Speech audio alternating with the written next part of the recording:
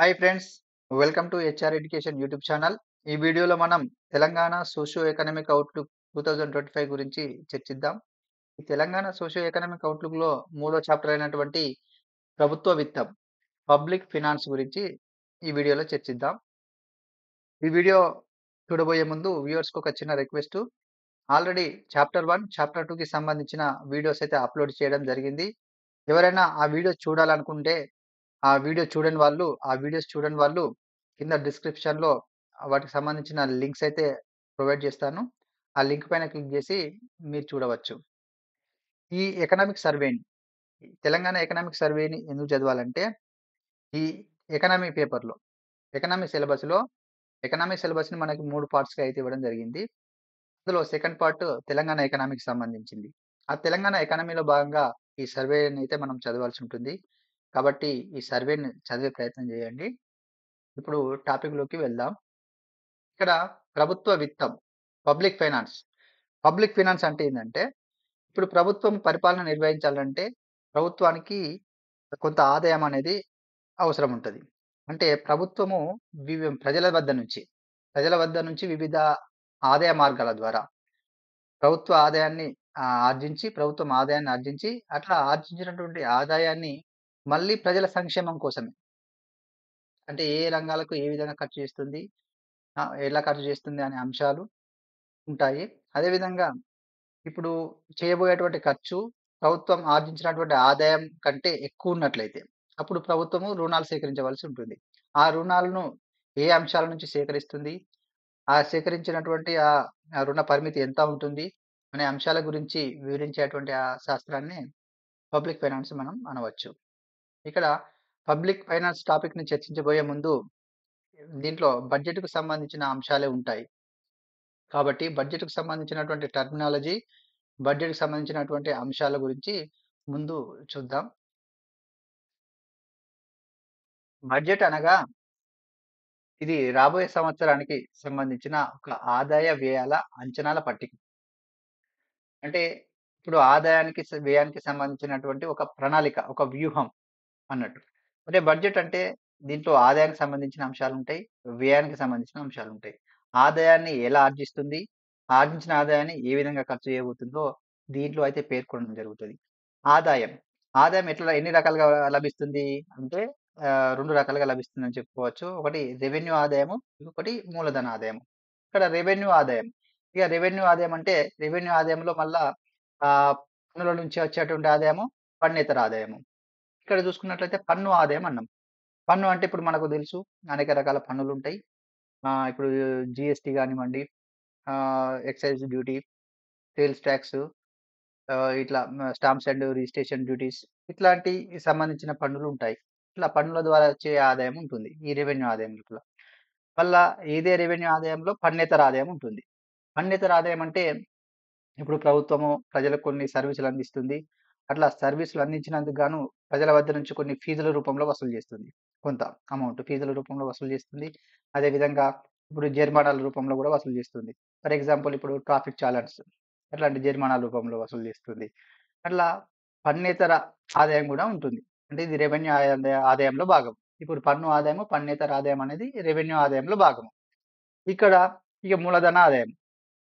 మూలధన ఆదాయమా అంటే మూలధన ఆస్తులైనటువంటి, ఇప్పుడు ప్రభుత్వ ఆస్తులున్నాయి.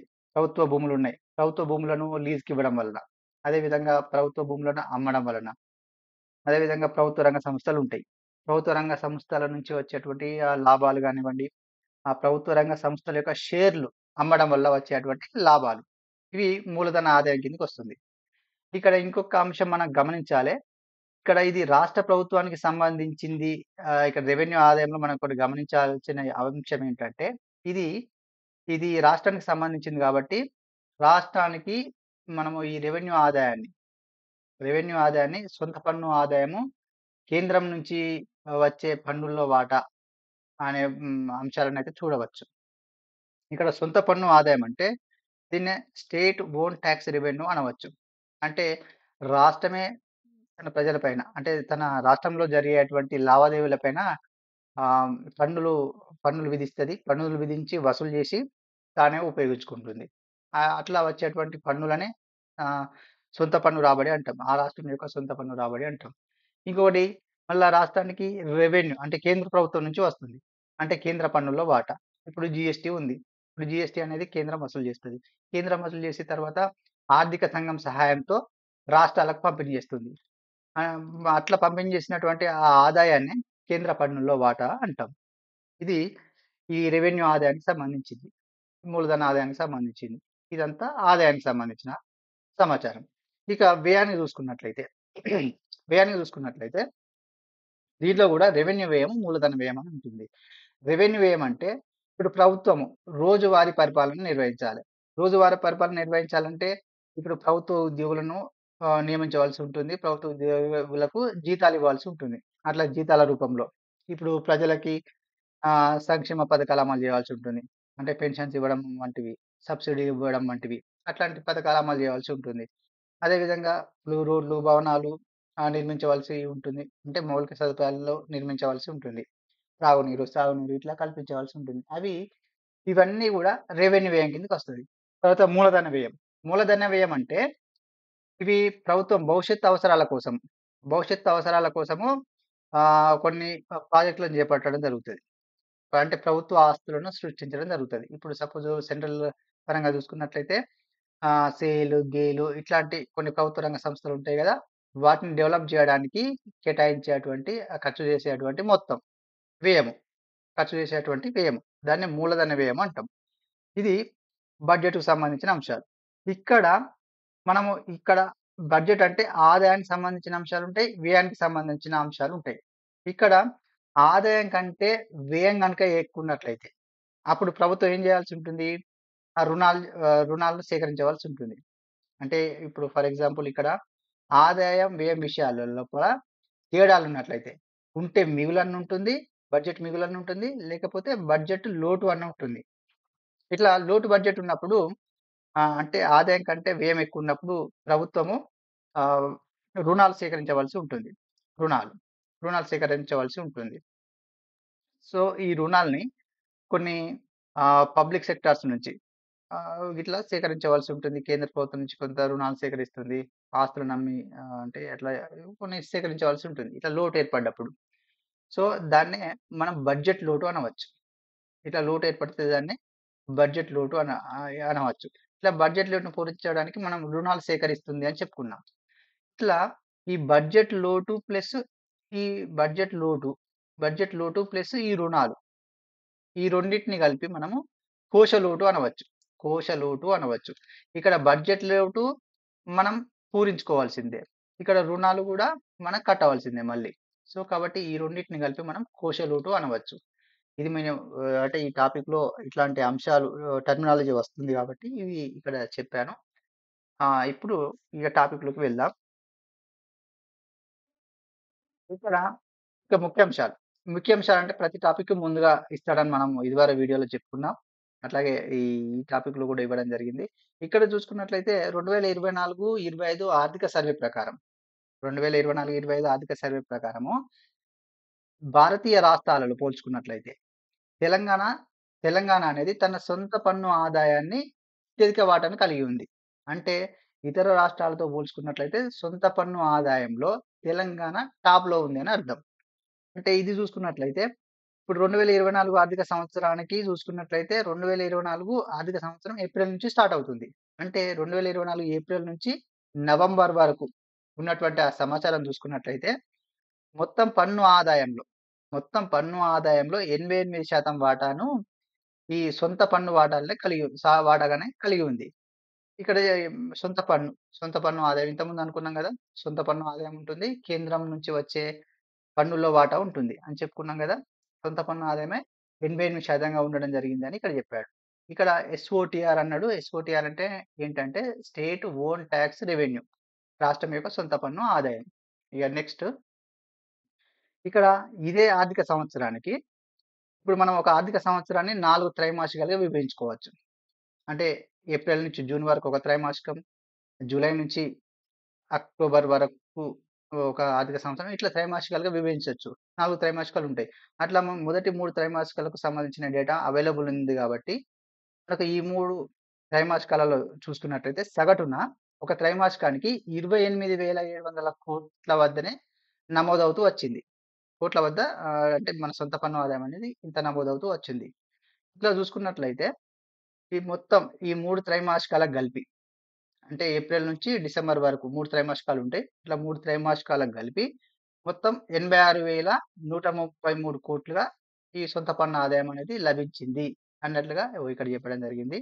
ఇగ ఇందులో చూసుకున్నట్లయితే ఎస్‌జీఎస్టీ నుంచి ఆదాయం 31,509,00,00,000 వచ్చిందన్నట్టుగా ఇక్కడ ఇచ్చాడు. అదేవిధంగా అమ్మకం పన్ను దీన్నే సేల్స్ టాక్స్ అంటాం గదా! సేల్స్ టాక్స్ నుంచి ఆదాయం 24,041,00,00,000 లభించింది అని అంటాం. ఇక్కడ ఎస్‌జీఎస్టీ అన్నాడు. ఎస్‌జీఎస్టీ అంటే స్టేట్ జీఎస్టీ అన్నట్టు. ఇప్పుడు జీఎస్టీ అనేది మనకు 2017 జూలై 1 నుంచి అమల్లోకొచ్చిన సంగతి తెలిసిందే. ఇక్కడ జీఎస్టీలో మళ్ళా చూసుకున్నట్లయితే 3 రకాల జీఎస్టీలుంటాయి. ఒకటేమో స్టేట్ జీఎస్టీ ఉంటుంది. రెండోదేమో సెంట్రల్ జీఎస్టీ ఉంటుంది. ఇంకోటేమో ఇంటిగ్రేటెడ్ జీఎస్టీ ఉంటుంది. ఇక్కడ స్టేట్ జీఎస్టీ అంటే ఇప్పుడు ఒకే రాష్ట్రంలోనే లావాదేవీలు జరుగుతాయి. ఒకే రాష్ట్రంలో లావాదేవీలు జరిగితే అటువంటి ఒకే రాష్ట్రంలో జరిగిన లావాదేవీల పైన ఆ రాష్ట్ర ప్రభుత్వము ఎస్‌జీఎస్టీ విధిస్తుంది. ఎస్‌జీఎస్టీ విధించి వసూలు చేసి ఆ రాష్ట్రమే ఉపయోగించుకుంటుంది. అది ఎస్‌జీఎస్టీ. ఇక సీజీఎస్టీ అంటే సెంట్రల్ జీఎస్టీ. సెంట్రల్ జీఎస్టీ అంటే ఇప్పుడు అదే రాష్ట్రంలో ఒకే రాష్ట్రం లోపల లావాదేవీల పైన సెంట్రల్ గూడా జీఎస్టీ విధిస్తది. అది సెంట్రల్ జీఎస్టీ. ఆ సెంట్రల్ జీఎస్టీ అనేది కేంద్ర ప్రభుత్వానికి పోతుంది. అది కేంద్ర ప్రభుత్వం తర్వాత మళ్ళీ రాష్ట్రాలకు పంచుతుంది. ఇక తర్వాత ఐజీఎస్టీ ఇంటిగ్రేటెడ్ జీఎస్టీ అంటే ఇప్పుడు ఇంటిగ్రేటెడ్ అంటే ఏదైనా కొన్ని రాష్ట్రాల మధ్య ఒకే రాష్ట్రం కాకుండా వివిధ రాష్ట్రాల మధ్య జరిగేటువంటి లావాదేవీల పైన కేంద్ర ప్రభుత్వం పన్ను విధిస్తుంది. కేంద్ర ప్రభుత్వం పన్ను విధించి కేంద్ర ప్రభుత్వమే వసూలు చేస్తుంది. తర్వాత ఇది తర్వాత ఆర్థిక సంఘం సహకారంతో తర్వాత రాష్ట్రాలకు పంపిణీ చేస్తుంది. అట్లా ఐజీఎస్టీ. వీటికి జీఎస్టీకి సంబంధించిన విషయాలు ఇది. ఇక నెక్స్ట్ చూసుకున్నట్లయితే ఇక్కడ పరిచయం. పరిచయం లోపల ప్రజా ఆర్థిక వ్యవహారాలు అంటే తెలంగాణ ఆర్థిక వ్యవహారాలు ఎట్లా ఉన్నాయి? అంటే ప్రభుత్వం అనేది ఆదాయాన్ని ఎట్లా సంపాదిస్తుంది?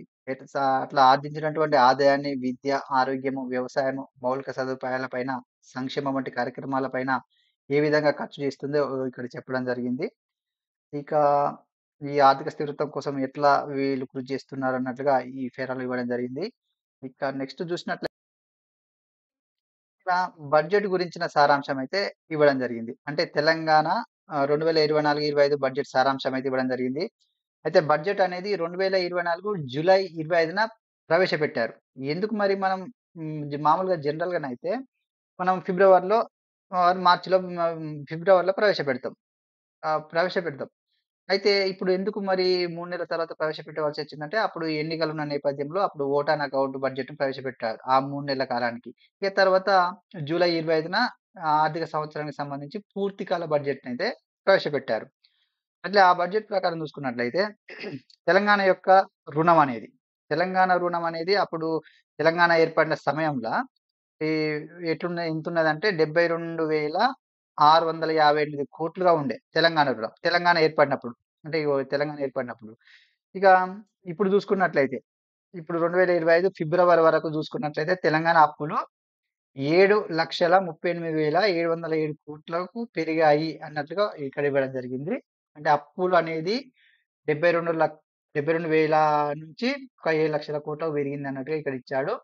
దీనివల్ల ఎందుకు పెరిగాయి అంటే ఇప్పుడు ఆర్థిక సమన్వయం లేకపోవడం వల్ల ఇట్లా పెరిగినాయి అని ఇక్కడ అయితే వివరించడం జరిగింది. దీని ఫలితంగా ఏం జరిగిందంటే, ఇప్పుడు ప్రభుత్వ ఉద్యోగులు ఉంటారు గదా! 3,69,000 ప్రభుత్వ ఉద్యోగులకు, అదేవిధంగా 2,87,000 మంది పెన్షనర్లకు వాళ్ళకు జీతాలు, పెన్షన్‌లు చెల్లించడంలో ఆలస్యమైంది అన్నట్లుగా ఇక్కడ ఇచ్చాడు. ఇక తర్వాత డిసెంబర్‌లో కాంగ్రెస్ గవర్నమెంట్ ఎన్నికైన సంగతి మీకు తెలిసిందే. వాళ్ళే కాంగ్రెస్ గవర్నమెంట్ ఏర్పడినప్పటి నుంచి మరి ఆర్థిక క్రమశిక్షణను పాటిస్తూ పరిపాలన కొనసాగిస్తున్నారు అన్నట్లుగా ఇక్కడ పేర్కొనడం జరిగింది. అదేవిధంగా సకాలంలో జీతాలు ఇస్తున్నాము, సకాలంలో పెన్షన్ సకాలంలో చెల్లిస్తున్నాము అన్నట్లుగా ఇక్కడ పేర్కొనడం జరిగింది. ఇక కింద చూసినట్టయితే ఇన్ని ఇబ్బందులు, ఇంత ఆర్థిక ఇబ్బందులు, తీవ్రమైన ఆర్థిక ఇబ్బందులు ఉన్నప్పటికీ గూడా, అభయహస్తం 6 గ్యారంటీల సంబంధించిన పథకాలైతే వాటికి బడ్జెట్‌లో మంచి సకాలంలో కేటాయింపులు జరుగుతున్నాయి.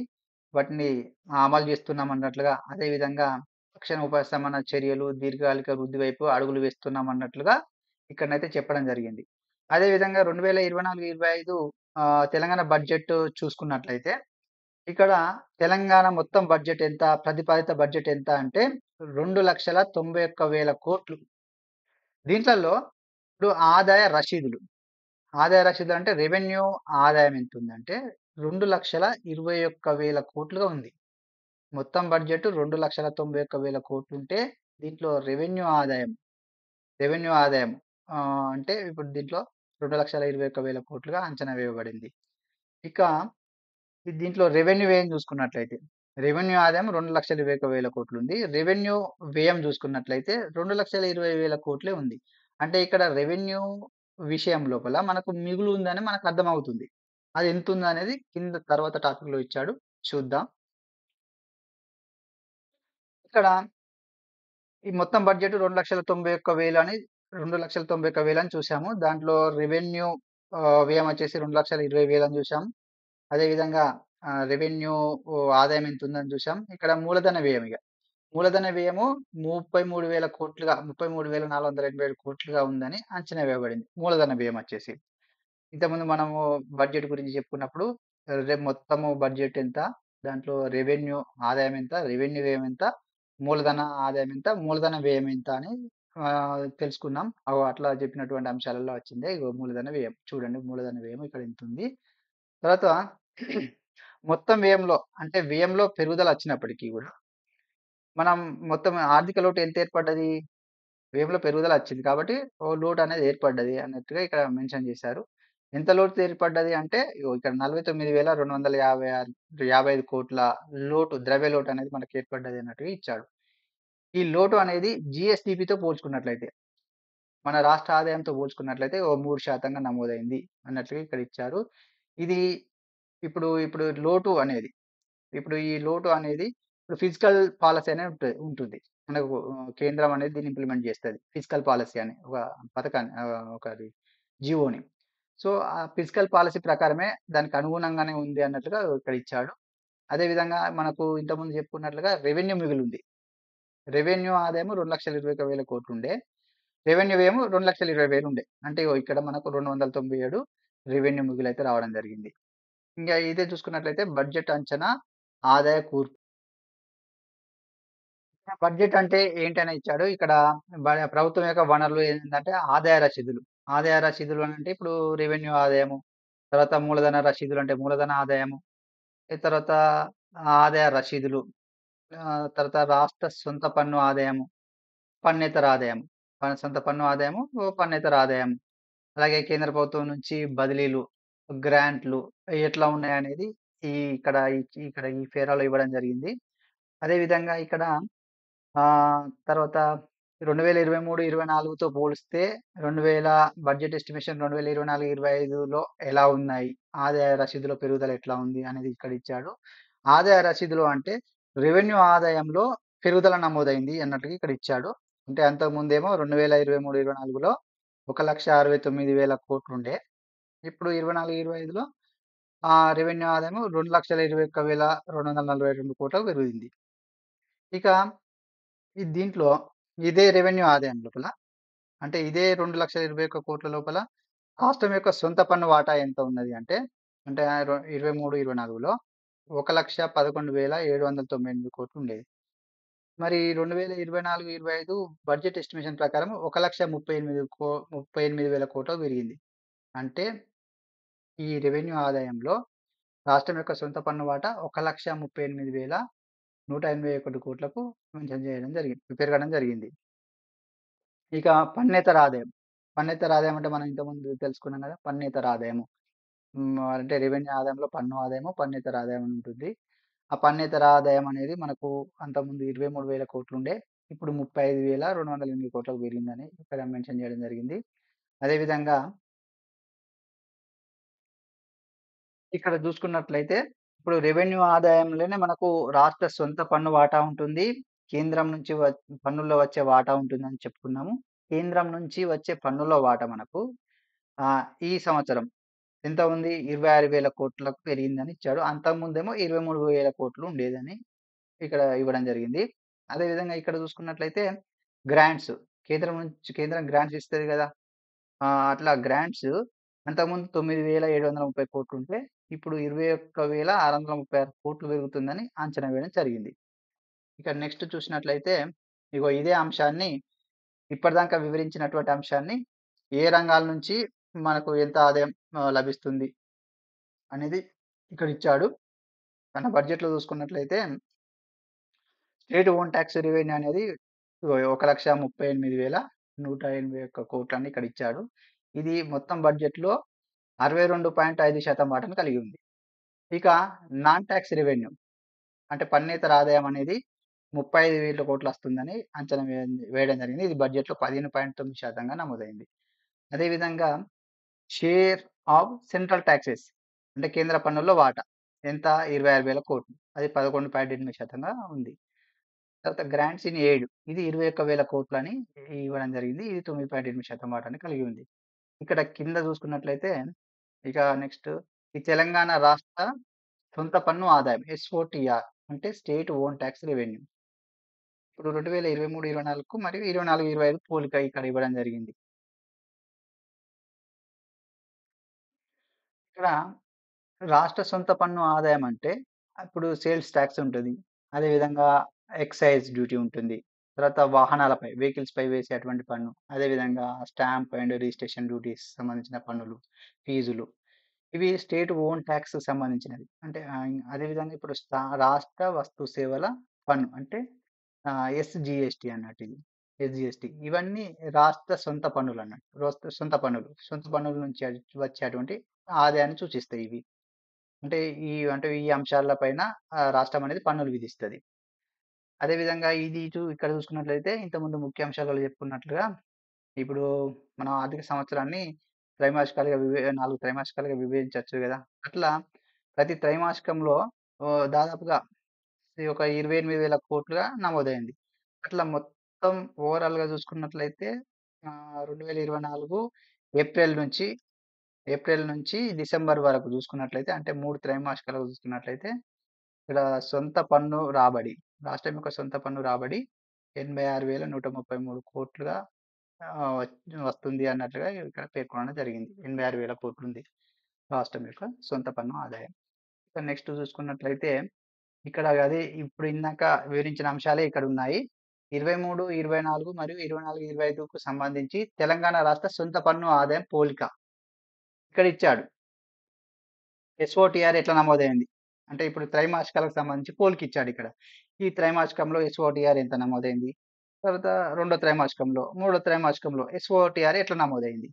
ఇక్కడ ఈ చార్ట్‌లో చూసినట్లయితే ఇక్కడ స్టేట్ అంటే ఎస్‌జీఎస్టీకి సంబంధించింది. ఎస్‌జీఎస్టీ ఏ త్రైమాసికంలో ఎంత నమోదైంది అనేది ఇక్కడ ఇచ్చాడు. అదేవిధంగా మోటార్ వెహికల్ టాక్స్ త్రైమాసికాల పరంగా ఇక్కడ కూడా కంపారిజన్ ఇచ్చాడు. ఎంత నమోదైంది అన్నట్టుగా. అదేవిధంగా సేల్స్ టాక్స్ దీని కంపారిజన్ కూడా ఇచ్చాడు. ఇక కింద చూసుకున్నట్లయితే స్టాంప్స్ అండ్ రిజిస్ట్రేషన్ ఫీజ్ సంబంధించింది. అది త్రైమాసికాల పరంగా ఎట్లా నమోదైందని ఇచ్చాడు. తర్వాత స్టేట్ ఎక్సైజ్ అనేది ఎంతెంత నమోదవుకుంటూ వచ్చింది అనే అంశాలు కూడా ఇక్కడ మీరు చూడవచ్చు. ఇక నెక్స్ట్ చూసినట్లయితే ఇప్పుడు సొంత పన్ను ఆదాయ వాటాలో తెలంగాణ రాష్ట్రాలకే అగ్రస్థానం అన్నట్లుగా ఇక్కడ ఇచ్చాడు. అంటే ఇప్పుడు మనం సాధారణంగా ఇప్పుడు మన భారతదేశంలో 28 రాష్ట్రాలున్నాయి. కానీ గోవాను మినహాయిస్తున్నారు ఇక్కడ. గోవాని మినహాయించి 27 రాష్ట్రాలకు గాను 27 రాష్ట్రాలకు సంబంధించి చూసుకున్నట్లయితే దాంట్లో సాధారణ రాష్ట్రాలనేది ఉంటాయి. ఎందుకు సాధారణ రాష్ట్రాలు 15 ప్రధాన రాష్ట్రాలు అనేది ఉంటాయి. ఎందుకు 15 తీసుకుంటారు మరి 27 తీసుకోవచ్చు గదా! అంటే ఇప్పుడు వీటిలో కొన్ని ప్రత్యేక హోదా పొందినటువంటి రాష్ట్రాలుంటాయి. ఫర్ ఎగ్జాంపుల్ ఇప్పుడు ఈశాన్య రాష్ట్రాలున్నాయి. వాటిని సాధారణ రాష్ట్రాల హోదాలో తీసుకోరు. అట్లా ఇక మిగతా రాష్ట్రాల్లో అయితే 15 సాధారణ రాష్ట్రాలుగా తీసుకుంటారు. అట్లా చూసుకున్నట్లయితే సొంత పన్ను రాబడి కలిగి ఉన్నటువంటి రాష్ట్రాల్లో తెలంగాణ అగ్రస్థానంలో ఉంది అన్నట్లుగా ఇచ్చాడు. ఎంత వాటాతోని అంటే 88% తోని అగ్రస్థానంలో ఉంది.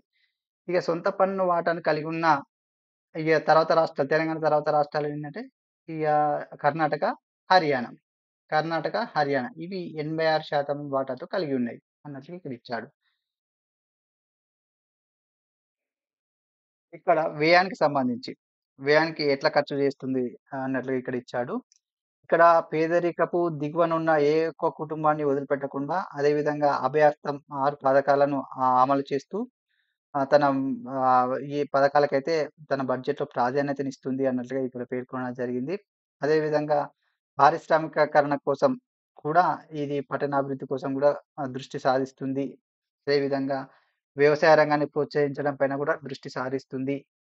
ఆహ్, ఇట్లా వీటికి అనుగుణంగానే మన బడ్జెట్ కేటాయింపులనేది, వ్యయం అనేది ఉంటుంది అన్నట్టుగా ఇక్కడ అయితే చెప్పడం జరిగింది.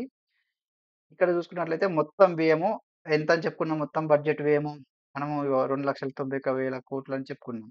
దీంట్లో రెవెన్యూ వ్యయం అంటే సాధారణ పరిపాలన కోసము, ప్రజా సంక్షేమం కోసం, సబ్సిడీలు, రుణాలు వీటి కోసం చూసుకున్నట్లయితే ఇవి ఓ 2,20,000 ఖర్చు 2,20,000 కోట్లు ఖర్చు చేస్తున్నారు. అదే విధంగా మూలధన వ్యయం ఎంత చేయబోతున్నారు అంటే 33,487 కోట్లుగా అంచనా ఖర్చు చేయబోతున్నారు అన్నట్టుగా ఇక్కడ పేర్కొనడం జరిగింది. ఇక ఇక్కడ చూసుకున్నట్లయితే ద్రవ్యలోటు, రుణం. ద్రవ్యలోటు ఎంతున్నది మన మొత్తం బడ్జెట్ విషయంలో? మరి రుణం ఎంత తేవాల్సి ఉన్నది అనే అంశాలు చూద్దాం. ఇక్కడ మరి మనం లోటు ఎప్పుడు ఏర్పడుతుంది? అంటే ఖర్చు అనేది ఆదాయం కంటే అధికమైనప్పుడు మనకు లోటనేది ఏర్పడుతుంది. అప్పుడు మనము అప్పు చేయాల్సి ఉంటుంది. ఇక్కడ ఇగ రెవెన్యూ రసీదులు, రెవెన్యూ వ్యయాన్ని మించినప్పుడు రెవెన్యూ మిగులు ఏర్పడుతుంది. ఇగ రెవెన్యూ మిగులు ఎప్పుడు ఏర్పడుతుంది? రెవెన్యూ లోటు ఎప్పుడు ఏర్పడుతుందనేది ఇక్కడ ఇచ్చాడు. ఇక్కడ చూసుకున్నట్లయితే మొత్తం ఓవరాల్‌గా బడ్జెట్ యొక్క ద్రవ్యలోటు ఎంతున్నది అనంటే 49,256 కోట్లు ద్రవ్యలోటు ఉన్నదని ఇక్కడ ఇచ్చాడు. ఇక చూసుకున్నట్లయితే ద్రవ్యలోటు. అయితే ద్రవ్యలోటు అనేది అంతకుముందు సంవత్సరము 23, 24లో 49,373 కోట్లుగా ఉంది అప్పుడు ద్రవ్యలోటు. మరి ఈ సంవత్సరం 49,255 కోట్లుంది. అంటే పోయిన సంవత్సరంతో పోల్చుకున్నట్లయితే ఈ సంవత్సరం ద్రవ్యలోటు కొద్దిగా మెరుగ్గానే ఉంది. కొంచెం తక్కువనే ఉంది అన్నట్లుగా ఇక్కడ చెప్పాడు. అదే విధంగా మూలధన పంపిణీలు. మూలధన పంపిణీలు అంటే రాష్ట్ర అవసరాన్ని భవిష్యత్తును దృష్టిలో ఉంచుకొని చేసేటువంటి ఖర్చు. మూలధన పంపిణీలు. ఇవి చూసుకున్నట్లయితే 17,000 కోట్లు కేటాయిస్తున్నాము అన్నట్టుగా ఇక్కడ చెప్పడం జరిగింది. అంతకుముందు 12,000 కోట్లు కేటాయించండి. ఇప్పుడు 17,000 కోట్లు కేటాయిస్తున్నాం అన్నట్లుగా ఇక్కడ చెప్పడం జరిగింది. ఇంకా మరి రుణాలు, అప్పులు ఎంత తేవాల్సిందిగ. ఇక ద్రవ్యలోటేమో 49,000 కోట్లు అని చెప్పిండ్రు. ఇక ఇక్కడ మూలధన వ్యయం 17,000 కోట్లు అని చెప్పిండు. మొత్తంగా మనకు ఎంత అవసరం పడుతుంది అంటే 66,000 కోట్లు రుణం తేవాల్సి ఉంటుంది. 66,000 కోట్లు అవసరం పడుతుంది. దీంట్లో మూలధన పంపిణీ ఒక 10,000 కోట్లు ఉన్నాయని ఇంతకుముందు చెప్పుకున్నాం. ఇక ఇప్పుడు మరి 66,000 కోట్లు తేవాలి గదా! మరి దీంట్లల్లో 57,000 కోట్ల వరకు బహిరంగ మార్కెట్ నుంచే రుణాలు సేకరిస్తున్నాం అన్నట్లుగా ఇక్కడ పేర్కొనడం జరిగింది. అంటే 66,000 కోట్ల రుణం తేవాల్సి ఉండగా దీంట్లో 57,000 కోట్లు బహిరంగ మార్కెట్ రుణాలు సేకరిస్తున్నాం అన్నట్టుగా ఇక్కడ చెప్పడం జరిగింది. అదే విధంగా గవర్నమెంట్ ఆఫ్ ఇండియా నుంచి రుణాలు ఎంత సేకరిస్తుందంటే 3,900 కోట్లు సేకరిస్తుంది అనేది చూడడం జరిగింది. తర్వాత పబ్లిక్ ఖాతాలో, పబ్లిక్ అకౌంట్స్‌లో నికర డిపాజిట్ లావాదేవీలు ఎంతున్నయి? నికరంగా ఇప్పుడు ఎంతున్నదంటే 4,000 కోట్లుగా ఉన్నాయన్నట్టుగా అంచనా వేయడం జరిగింది.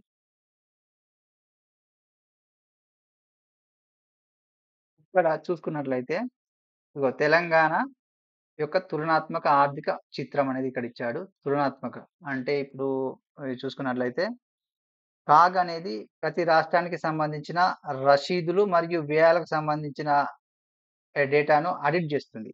ఆడిట్ జేసి తర్వాత ఒక రిపోర్ట్ అయితే ఇవ్వడం జరుగుతుంది. అట్లా ఆ రిపోర్ట్ అనేది 2022, 23 సంవత్సరానికి సంబంధించిన రిపోర్ట్ అయితే అందుబాటులో ఉంది. అట్లా ఈ రిపోర్ట్ ప్రకారం చూసుకున్నట్లయితే తెలంగాణ ఆర్థిక విషయాలు ఈ 2022, 23 సంవత్సరానికి మనం పోల్చుకొని చూసినట్లయితే ఇక్కడ ఇచ్చాడు. అదేంటంటే ఇప్పుడు ఇతర రాష్ట్రాలతో పోలిస్తే జీఎస్‌డీపీ నిష్పత్తికి రెవెన్యూ రసీదులు ఎట్లున్నాయి? అంటే రెవెన్యూ రసీదులు అంటే ఇప్పుడు జీఎస్‌డీపీ అంటే ఇది రాష్ట్రం యొక్క ఆదాయం. ఈ రాష్ట్రం యొక్క ఆదాయంలో ఈ రెవెన్యూ ఆదాయం అంటే ప్రభుత్వం వసూలు చేసే అటువంటి పన్ను గాని, పన్నేతర ఆదాయం గాని ఎంతుంది? అంటే జీఎస్‌డీపీలో ఎంత పన్ను వసూలు చేస్తుంది అన్నట్లుగా ఇక్కడ మనం చెప్పుకోవచ్చు. అట్లా చూసుకున్నట్లయితే దాన్నే రెవెన్యూ రసీదులు జీఎస్‌డిపి నిష్పత్తి అంటాం. దాన్నే మనం ఏమన్నామంటే జీఎస్‌డిపి నిష్పత్తికి రెవెన్యూ రసీదులు అన్నట్లుగా మనం చెప్పవచ్చు. అది చూసుకున్నట్లయితే మన తెలంగాణ 12.1% నిష్పత్తితో ఇగో తెలంగాణ యొక్క నిష్పత్తి ఎంతున్నది? జీఎస్‌డిపిను రెవెన్యూ వసూళ్ల నిష్పత్తిలో ఒక 12.1% కలిగి ఉంది. ఇక టాప్‌లో చూసుకున్నట్లయితే ఇగో బిహార్ బిహారు మొదటి ప్లేస్‌లో ఉంది. ఇగో 23.1% రెవెన్యూ రసీదులు కలిగి ఉన్నది. అంటే జీఎస్‌డిపిలో రెవెన్యూ రసీదులను అంటే పన్నును ఇంత శాతం పన్ను జీఎస్‌డిపిలో ఇంత శాతం పన్నులు వసూలు చేస్తుందని ఉంది. ఇక ఛత్తీస్‌గఢ్ సెకండ్ ప్లేస్‌లో ఉంది. ఈ రెవెన్యూ రసీదులలో.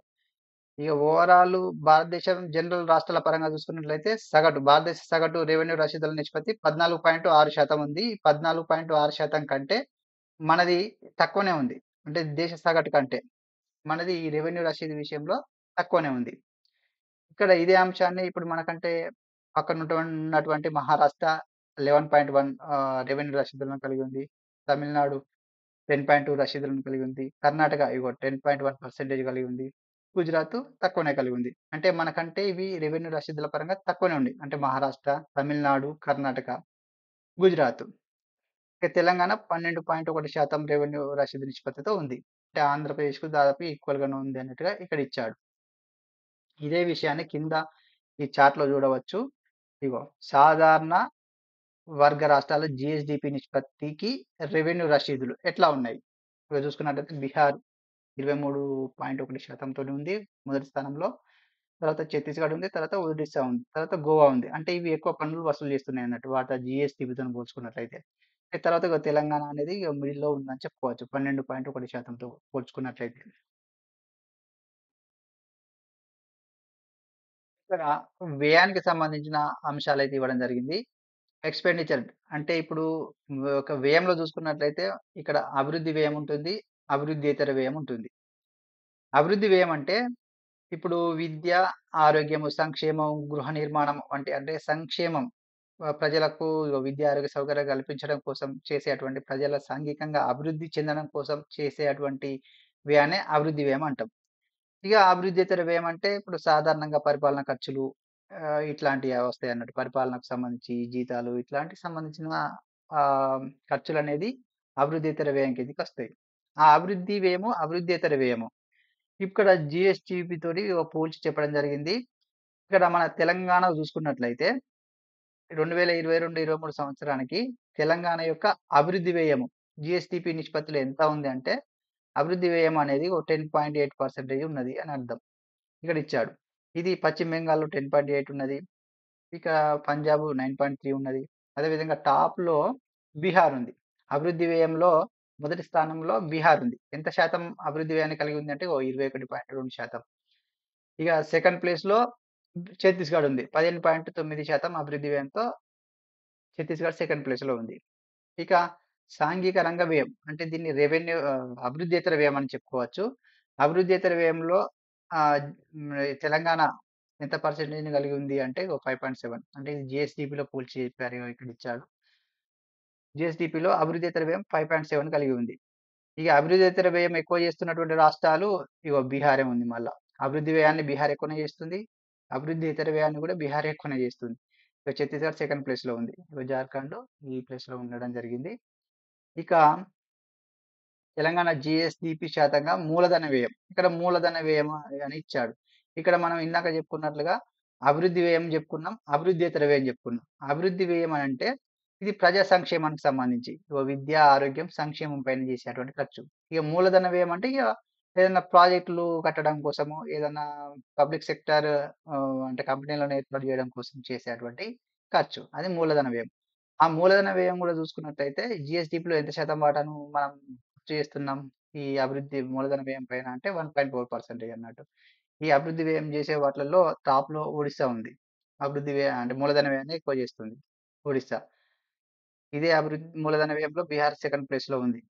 ఇక్కడ టాప్‌లో ఉన్నటువంటి బీహార్ ఇక్కడ సెకండ్ ప్లేస్‌కొచ్చింది. మూలధన వ్యయానికొచ్చేసరికి. ఇక ఉత్తరప్రదేశ్ 4.1తో థర్డ్ ప్లేస్‌లో ఉంది. ఇదే అంశాన్ని కింద చార్ట్‌లో ఇవ్వడం జరిగింది. ఇక్కడ చూడవచ్చు. ఇక్కడ చూసుకున్నట్లయితే అభివృద్ధి వ్యయము సాధారణ వర్గ రాష్ట్రాలలో కీలక సూచికల పోలిక అనేది ఇక్కడ ఇచ్చాడు. ఇగో అభివృద్ధి వ్యయం అంటే జీఎస్టీపీతో పోల్చి చెప్పడం జరిగింది. దీంట్లో చూసుకున్నట్లయితే ఇగో బీహారే ఫస్ట్ ఉంది. ఇక్కడ సోషల్ సెక్టార్ ఎక్స్‌పెండిచర్ విషయంలో గూడా ఇగో బీహారే ఫస్ట్ ఉంది. ఇక్కడ మూలధన వ్యయం విషయంలో జీడీపీ నిష్పత్తి పరంగా చూసుకున్నట్టయితే ఒడిస్సా ఫస్ట్ ఉంది ఇక్కడ మూలధన వ్యయంలో. ఇక మన తెలంగాణ ఇక్కడ మధ్యలో ఉందని చెప్పుకోవచ్చు. ఇది అభివృద్ధియేతర వ్యయం మూలధన వ్యయాలకు సంబంధించింది.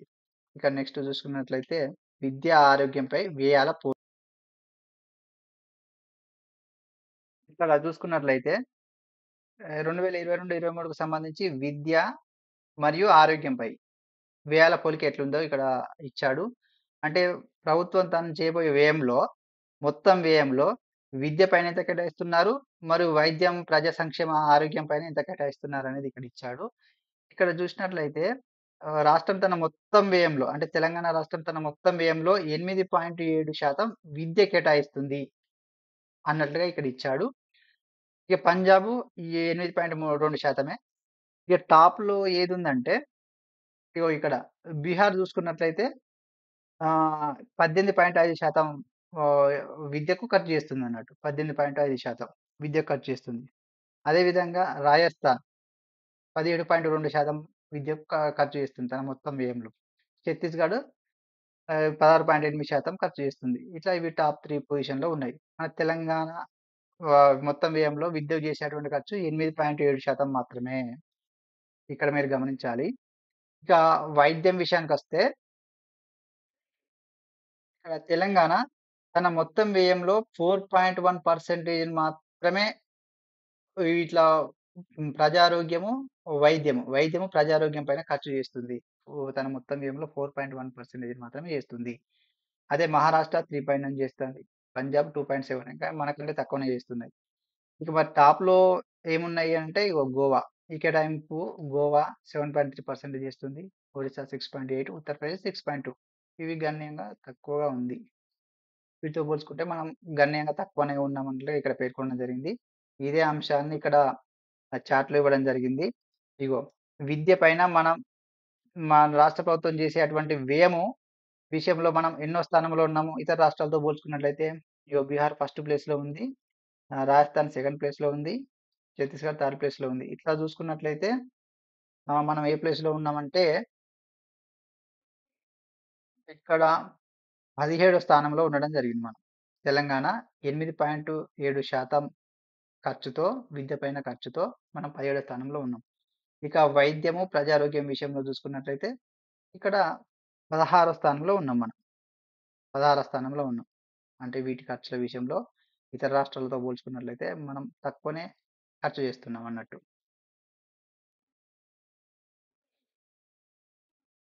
ఇక్కడ ఎక్స్‌పెండిచర్ అండ్ కంపారిజన్ ఫర్ 2023 అంటే ఇప్పుడు రెవెన్యూ వ్యయంలో వడ్డీ చెల్లింపుల పోలిక ఎట్లా ఉంది? అంటే ఇతర రాష్ట్రాలతో పోల్చుకున్నట్లయితే మనం ఎంత శాతం వడ్డీని చెల్లిస్తున్నాం మన రెవెన్యూ వ్యయంలో అనేది ఇక్కడ చూడవచ్చు. ఇక్కడ మన తెలంగాణ ఈ వడ్డీ చెల్లింపులు అంటే రెవెన్యూ వ్యయంలో వడ్డీ చెల్లింపుల వాటా ఎంత ఉన్నదంటే 14.2% వాటాగా ఉంది వడ్డీ చెల్లింపులు. మరి దేశ సగటు వడ్డీ చెల్లింపుల శాతం ఎంత ఉన్నదంటే 12.7% ఉంది. అంటే దానికంటే మనం ఎక్కువనే ఉన్నాము. ఇతర రాష్ట్రాలతో పోల్చుకున్నట్లయితే ఇగో ఇక్కడ గుజరాత్ పోల్చుకున్నట్లయితే గుజరాత్, బీహారు గుజరాత్ ఫస్ట్ ప్లేస్‌లో ఉంది వడ్డీ చెల్లింపుల విషయంలో గుజరాత్. అదేవిధంగా మరి తమిళనాడు వీటికంటే మనం కొంచెం బెటర్‌గానే ఉన్నాం. ఇక మన అప్పులొచ్చేసి 2025 ఫిబ్రవరి 28 నాటికి మొత్తం బడ్జెట్ రుణాలు, ఆఫ్ బడ్జెట్ రుణాలు మొత్తం ఎంత అప్పులు పేరుకపోయినాయంటే ఓ 7,38,707 అప్పులు పేరుకపోయింది మన తెలంగాణలో. అంటే ఇక్కడ ఏమిచ్చాడు? బడ్జెట్ రుణాలిచ్చాడు. ఆఫ్ బడ్జెట్ రుణాలిచ్చాడు. ఆఫ్ బడ్జెట్ రుణాలంటే బడ్జెట్‌లో అంటే ఇప్పుడు ద్రవ్యలోటు ఏర్పడ్డప్పుడు మనం అప్పులు తేవాల్సి ఉంటుంది. అది బడ్జెట్‌లో మెన్షన్ చేస్తారు. ఇక బడ్జెట్‌లో మెన్షన్ చేయకుండా తెచ్చేటువంటి అప్పులే ఈ ఆఫ్ బడ్జెట్ రుణాలన్నట్టు. ఆఫ్ బడ్జెట్ రుణాలు ఎట్లా తెస్తారంటే ఇప్పుడు ఏదైనా ప్రాజెక్ట్ విషయమై ఒక సంస్థలను ఏర్పాటు చేస్తారు. అంటే స్పెషల్ పర్పస్ వెహికల్స్‌ని ఏర్పాటు చేస్తారు. ఆ స్పెషల్ పర్పస్ వెహికల్స్‌ని ఏర్పాటు చేసి వాటి ద్వారా అప్పులు తెస్తారు. అంటే ప్రభుత్వమే వీటికి అప్పులకి గ్యారంటీ ఇస్తుంది. ప్రభుత్వమే ఆ అప్పులను కట్టవలసి ఉంటది. అట్లా తెచ్చేటువంటి రుణాలనే ఆఫ్ బడ్జెట్ రుణాలంటారు. ఈ బడ్జెట్ రుణాలు, ఆఫ్ బడ్జెట్ రుణాలు కలుపుకుంటే ఓ 7,38,707,00,00,000గా మనది అప్పనేది కావడం జరిగింది. ఇగో ఇక్కడ ఇందాక చెప్పిన అంశాలు guarantees of budget borrowings. Of budget రుణాలు. ఇక్కడ చూసుకున్నట్లయితే ఆఫ్ బడ్జెట్ రుణాలు అనేది ఆహ్, తేవడం పైన ఆర్‌బీఐ అనేది హెచ్చరించింది అన్నట్టుగా ఇక్కడ పేర్కొన్నాడు. అదేవిధంగా ఇక్కడ 2025 ఫిబ్రవరి 28 నాటికి స్పెషల్ పర్పస్ వెహికల్స్ ద్వారా సేకరించబడినటువంటి రుణాలు ఎంత అంటే 1,17,109 ఉన్నాయని చెప్పడం జరిగింది. ఇదే అంశాలను ఇక్కడ టేబుల్‌లో ఇవ్వడం జరిగింది. ఇక్కడ రాష్ట్ర ప్రభుత్వ రుణాలు ఎంత అంటే ఇక్కడ ఇప్పటి నాటికి అంటే ఫిబ్రవరి 28 నాటికి ఇది 4,37,000 ఉండడం జరిగింది. ఎస్‌పీఓల ద్వారా స్పెషల్ పర్పస్ వెహికల్స్ ద్వారా పబ్లిక్ సెక్టార్స్ యూనిట్ ద్వారా తెచ్చిన అప్పు 1,17,000. ఇది కూడా ఎస్‌పీఓల ద్వారానే ప్రభుత్వ హామీల ద్వారా తెచ్చిందే. ఇది ఒక రకమైనటువంటి అప్పులు. ఇక హామీ లేని రుణాలు, ఇతర సంస్థల ద్వారా తెచ్చిన రుణాలు 59,956,00,00,000. ఇట్లా మొత్తంగా ఎంత రుణాలు ఇప్పటికి ఆహ్, ఉన్నాయంటే 7,38,707,00,00,000 అప్పులున్నాయన్నట్టుగా ఇక్కడ ఇవ్వడం జరిగింది. ఇక్కడ రుణ సేవల భారం, డెబ్ట్ సర్వీసింగ్ బర్డెన్ ఎంత ఉంది? అంటే మనం సంవత్సరానికి కట్టేటువంటి అసలు ప్లస్ వడ్డీ కట్టేది ఎంత ఉంది? 2014, 15లో చూసుకున్నట్లయితే అది 6,954 ఉంది. అదే 2023, 24 వచ్చేసరికి ఇప్పుడు అసలు ప్లస్ వడ్డీ మనం సంవత్సరానికి ఎంత కడుతున్నామంటే 36,866,00,00,000 కడుతున్నాం అన్నట్లుగా కోట్లకు పెరిగింది అన్నట్టుగా ఇక్కడ ఇచ్చాడు. అదేవిధంగా ఆఫ్ బడ్జెట్ రుణాలను కూడా కలుపుకుంటే ఇది మనం సంవత్సరానికి చూసుకున్నట్లయితే 61,000 కట్టవలసి ఉంటుంది. అదే మనము ఆ బడ్జెట్ రుణాలు ప్లస్ బడ్జెట్ రుణాలు కలుపుకున్నట్లయితే అప్పుడు కట్టేటువంటి అప్పు ఎంతున్నది 2014, 15లో అంటే ఓ 7,254,00,00,000 ఉంటే, ఇప్పుడు ఇదే అప్పు మన సంవత్సరానికి 61,691,00,00,000 కట్టాల్సి ఉన్నదిప్పుడు. ఇది మరి ఎందుకు ఇంత పేరుకపోయింది అనంటే, ఇక్కడ ఒక కారణం ఇచ్చాడు. ఏంటంటే ఇప్పుడు ఎస్‌బీఓల ద్వారా అంటే స్పెషల్ పర్పస్ వెహికల్స్ ద్వారా ఇప్పుడు ప్రైవేట్ సంస్థల నుంచి ప్రైవేటు రుణ సంస్థల నుంచి మనం అప్పులను తేవడం వల్ల వాళ్ళు వడ్డీ రేట్ అనేది ఓ 8.93% నుంచి 11.5% వరకు వసూలు చేశారు వాళ్ళు వడ్డీ అనేది. అదే మనం ఓపెన్ మార్కెట్ రుణాలు తీసుకున్నట్లయితే మనకు ఎంత వడ్డీ పడేది? అంటే 7.49% వడ్డీనే పడేది. అంటే వడ్డీ విషయంలో గూడా మనం ఎక్కువ వడ్డీకే అప్పులు తెచ్చినాం. కాబట్టి ఇక్కడ రుణ భారం, వడ్డీ భారం అనేది పెరుగుతుంది అన్నట్లుగా ఇక్కడ ఒక కారణం అయితే వివరించాడు. ఇక నెక్స్ట్ చూసుకున్నట్లయితే ఆహ్, డెబ్ట్ సస్టైనబిలిటీ రుణ స్థిరత్వం. రుణ స్థిరత్వం అంటే ఇక్కడ రాష్ట్రం యొక్క రాష్ట్రం యొక్క సొంత ఆదాయానికి వడ్డీ చెల్లింపులు. రాష్ట్రం యొక్క సొంత ఆదాయం. ఇప్పుడు స్టేట్ ఓన్ టాక్స్ అన్నాం గదా! స్టేట్ ఓన్ టాక్స్ రెవెన్యూ అని చెప్పుకున్నాం గదా! దాంట్లో ఇంట్రెస్ట్ పేమెంట్స్ ఎంత ఉన్నది? అంటే ఐపీ టు ఎస్ఓఆర్. అంటే ఇంట్రెస్ట్ పేమెంట్స్ టు ఎస్ఓఆర్ ఏ విధంగా ఉంది? ఆ నిష్పత్తి ఎట్లా ఉంది అని చూసుకున్నట్లయితే ఇది 2014, 15లో 14.6% ఉండేది. అంటే IP to state own talks revenue అనేది అంటే ఇంట్రెస్ట్ పేమెంట్ అనేది ఓ ఇంత శాతం ఉండేది అప్పుడు. ఇది 2023, 24 వచ్చేసరికి ఇది 18% పెరిగింది. 18% పెరిగిందన్నట్టుగా ఇక్కడ ఇచ్చాడు. అదేవిధంగా ఆఫ్ బడ్జెట్ రుణాల విషయంలో చూసుకున్నట్లయితే వాటిని కూడా పరిగణనలోకి తీసుకుంటే వాటి నుంచి కూడా పరిగణలోకి తీసుకుంటే ఇక్కడ ఎంత పెరిగింది? 2014, 15లో 15% ఉండే. ఐపీ టు ఎస్ఓఆర్ నిష్పత్తి. ఇది 2023, 24 వచ్చేసరికి 28.2% పెరిగింది. ఇంత ఎక్కువగా పెరిగిందన్నట్టుగా ఇక్కడ ఇచ్చాడు. ఇక్కడ చూడొచ్చు. మనం ఎంత అప్పుల ఊబిలో ఊబిలో కూరుకుపోయినాం అనేది ఇక్కడ చూడవచ్చు. ఇక చూసుకున్నట్లయితే ఇక్కడ వేస్ అండ్ మీన్స్ అడ్వాంటేజెస్ అంటే వేస్ అండ్ మీన్స్ అడ్వాన్సెస్ అంటే మనము ఓవర్ డ్రాఫ్ట్ రూపంలో ఆర్‌బీఐ నుంచి ఓవర్ డ్రాఫ్ట్ రూపంలో మనము తెచ్చుకోవడం. మళ్ళా తర్వాత వాళ్ళకి తిరిగి ఇచ్చేయాల్సి ఉంటుంది మనం. అంటే ఆ తిరిగి ఇచ్చేటువంటి గ సమయం అనేది ఆ గడువు తేదీ అనేది 2000 14, 15లో దాదాపు లేదిది. ఏది మన వేస్ అండ్ మీన్స్ అడ్వాన్సెస్ అనేది ఆచారమే లేదు. అంటే అట్లా తెచ్చుకునేటువంటి ఆచారమే లేదు. మన దగ్గరనే డబ్బుండేది. కానీ ఇప్పుడు ఆ ఆచారం అనేది 2014, 15 నుంచి అయితే మనకు తెస్తున్నారు. అట్లా మరి తెచ్చుకొని మళ్ళా కట్టాలి గదా! ఆ కట్టేటువంటి టైం అనేది 2017, 18లో 5 రోజులకే ఉండేది. 5 రోజులలో కట్టేసేది. తర్వాత 2023, 24 వచ్చేసరికి 121 రోజుల్లో పెరిగింది. తిరిగి చెల్లించేటువంటి ఆ కాల పరిమితి అనేది. ఇక ఇప్పుడు ఎట్లున్నదనంటే, ఇప్పుడు ఇగ ఈ 2023, 24లో ఇగో 154 రోజులకు పెరిగిందన్నట్టు ఇచ్చాడు. ఇగ ఇట్లా. ఇది ఇక ఇప్పటి వరకు మనం ప్రభుత్వానికి సంబంధించినటువంటి ఆదాయం ఎంత ఉన్నది? బడ్జెట్ ఎంత ఉన్నది? దాంట్లో రెవెన్యూ ఆదాయం ఎంతుంది? రెవెన్యూ వ్యయం ఎంత ఉంది? అదేవిధంగా అప్పులెంతున్నయి? మన సంవత్సరానికి కట్టవలసిన అప్పుల అసలు ప్లస్ వడ్డీ ఎంత? అవి జీడీపీతో పోల్చుకున్నట్లయితే ఎంత ఉన్నాయి అనే అంశాలు చర్చించాం. మరి ఇప్పుడు కన్‌క్లూజన్ గూడా ఇచ్చాడు. కన్‌క్లూజన్ ఏంటంటే, ఇప్పుడు ఆఫ్ బడ్జెట్ రుణాలు సమస్యను పరిష్కరించడానికి రాష్ట్ర ప్రభుత్వం కొన్ని చర్యలు చేపడుతుంది. ఏంటనంటే, ఇప్పుడు మనము తిరిగి చెల్లించాలంటే తిరుగు చెల్లింపు ఆ గడువును, ఆ వ్యవధిని పెంచడానికి ఆ సంస్థల నుంచి ఇప్పుడు అప్పు తీసుకొచ్చినటువంటి సంస్థలతో చర్చలు జరుపుతుంది. అదేవిధంగా ఆహ్ ఇప్పుడు ప్రభుత్వం అనేది ఆ బడ్జెట్ రుణాలు తీసుకురాకూడదు అన్నట్లుగా నిర్ణయం తీసుకుంది. అదేవిధంగా ఒక క్రమశిక్షణాయుతమైనటువంటి ఆర్థిక పనితీరునైతే కనబరుస్తుంది అన్నట్లుగా ఇక్కడ పేర్కొనడం జరిగింది. అదేవిధంగా సొంత పన్ను రాబడిని పెంచుకోవాలి అన్నట్లుగా సొంత పన్నుల సామర్థ్యాన్ని పెంచుకోవడానికి ప్రయత్నిస్తున్నాం అన్నట్లుగా ఇక్కడ ఇవ్వడం జరిగింది.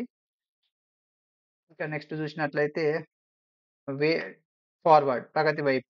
ఎట్లా మనం ప్రగతి వైపు రాష్ట్ర ప్రభుత్వ అడుగులు పడుతున్నాయి అన్నట్టుగా ఇక్కడైతే పేర్కొనడం జరిగింది.